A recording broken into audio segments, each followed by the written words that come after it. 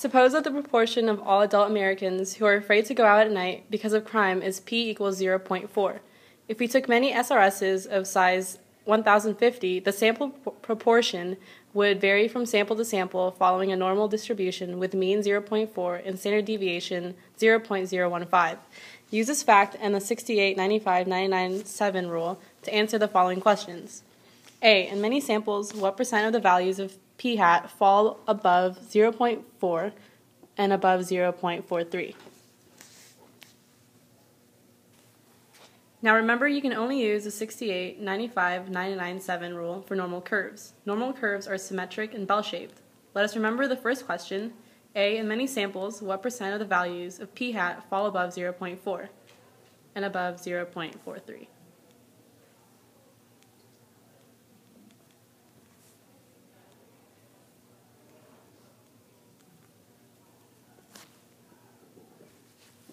To answer this question, first let us draw a normal curve using the given values.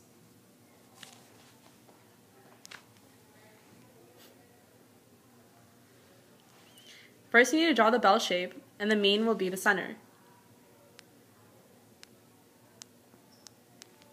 The standard deviation is 0.015, so the next value is 0.4 plus 0.15, and you keep adding 0.015 to get the other values.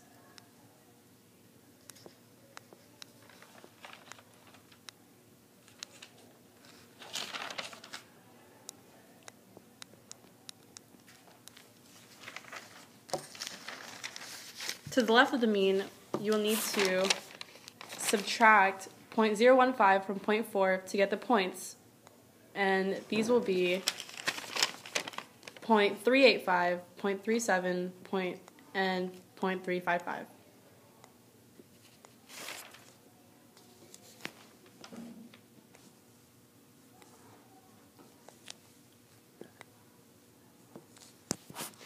Using the normal curve, let us answer the question, what values of p hat fall above 0.4?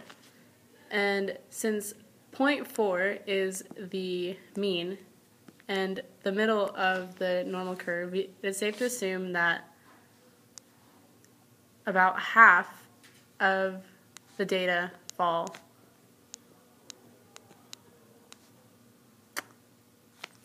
above 0.4.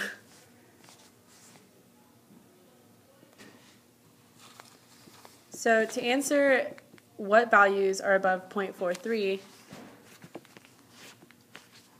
what you can do is to take everything under the normal curve, which will equals to 100, and using the rule, you can subtract 95 from 100, which will give you the area, the shaded area right there. But since you're only looking for what is above 0.43, you only need that area circled. And to do that, and to find that, you need to divide 100 minus 95 equals 5, and then divide it by 2, which gives you 2.5% of the data.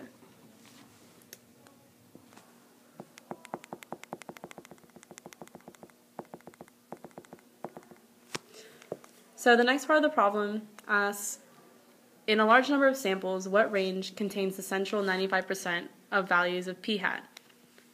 And if we look at the normal curve again, we can see that 95% of the data falls between the values 0.37 and 0.43 according to the 68, 95, 99.7 rule.